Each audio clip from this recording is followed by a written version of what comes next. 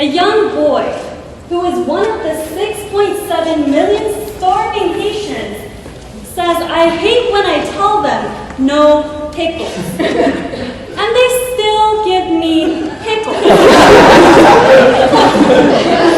When a man outside a dilapidated timber house says, "When my house is so big, I need 2 wireless routers," the irony seems ridiculous. In February 2013, an organization called Water is Life released a video entitled First World Problems Anthem, according to Social News Daily of February 5th, 2013.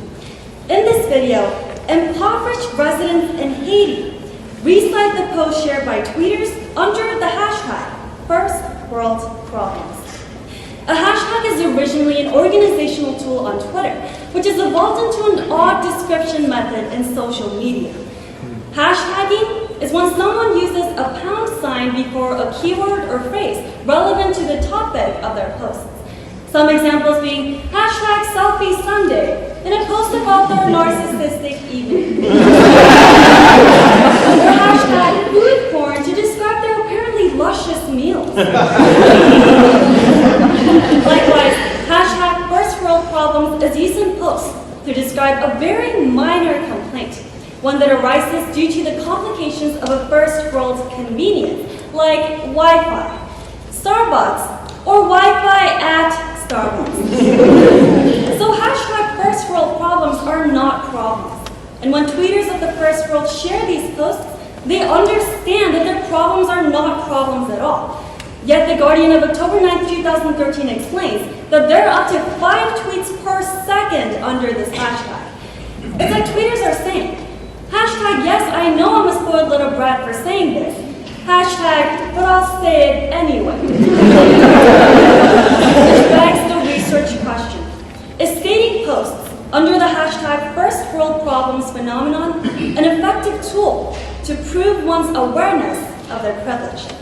To answer this question, we must first look to the Association for the Advancement of Artificial Intelligence, which is ULIN's research model, hashtag Big Birds Never Die, understanding the social dynamics of emergent hashtags. Then apply this to the hashtag First World Problems phenomenon before finally taking a look at the rhetorical and social implications. In order to answer the research question, let us first take a look at the 3 tenets of Lin's model, the hashtags topicality, interactivity, and prominence. First, the hashtag's topicality is based on the number of retweets. A retweet is an example of an individual identifying a tweet that is so interesting or relevant that they wish to restate it verbatim to their own followers. When tweeters retweet others' posts, it shows that the hashtag is timely or have contextual relevance for ongoing conversations. The second tenet is the hashtag's interactivity, and this is indicated by the number of replies to the hashtag. Hashtags are more likely to grow and persist when there are many users speaking directly to each other while invoking the hashtag. This shows that people are not only paying attention to others' contents, but are actively responding to one another. And finally, the last tenet is the hashtag's prominence, which emerges by the expected follow size of the users who tweet to the hashtag. Essentially, it measures the audience exposed to a hashtag by a user mentioning it. Hashtags that are mentioned by users with large audiences of many followers are more likely to result in rapid growth and sustained activity. Meanwhile, hashtags that are mentioned by users with smaller audiences are less likely to grow in prominence. So now that we understand the research model, it is imperative to apply its tenets to the artifact. First, the hashtag's topicality is seen by the uses of hashtag First World Problems as powerful constructions. Because of Twitter's growing presence on the internet, it exposes us to such constructions. The Pew Research Center revealed in 2012 that in 2011, Twitter had 100 million accounts. And in 2012, it had reached up to 400 million users. Clearly, hashtag First World Problems fulfills the first tenet of the research model, as there are up to 5 updates per second. Next, hashtag First World Problems interactivity is indicated by the extensive number of replies to the hashtag. This hashtag is now not only used within Twitter, but on TV shows, marketing ads like the First World Problems Anthem, and even in newspaper articles. Published on the August 22nd, 2013 Time magazine, one reveals the breaking news that double stuffed Oreo, it doesn't actually contain double the amount of stuff.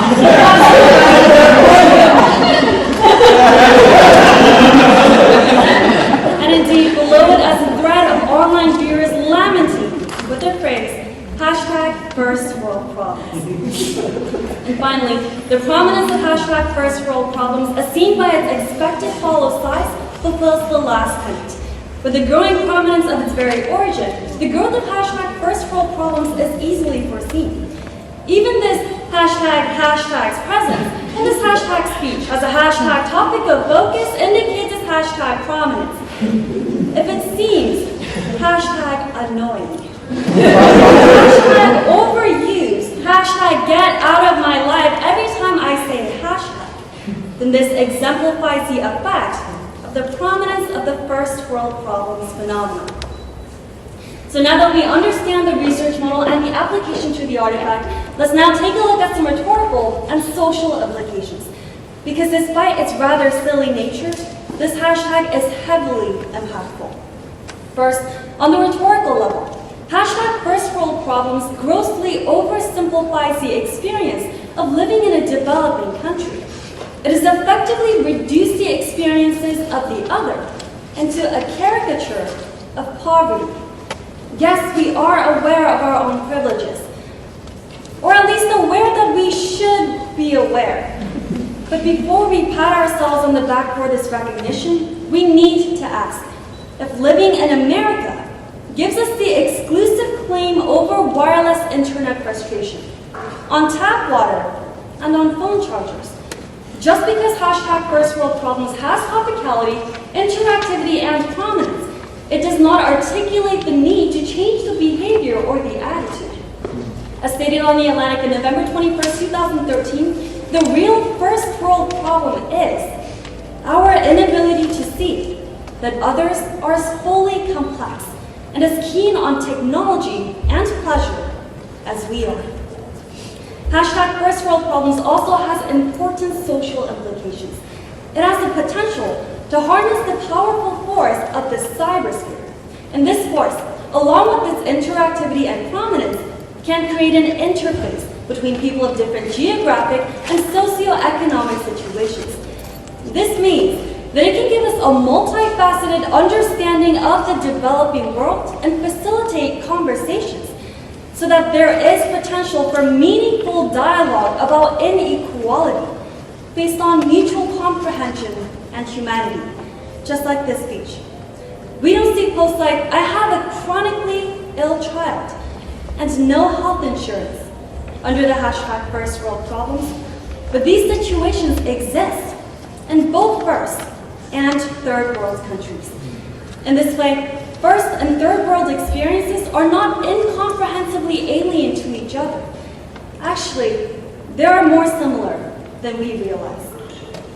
So today, we have first explored Yulin's research model, hashtag Big Birds Never Die, understanding the social dynamics of emerging hashtags.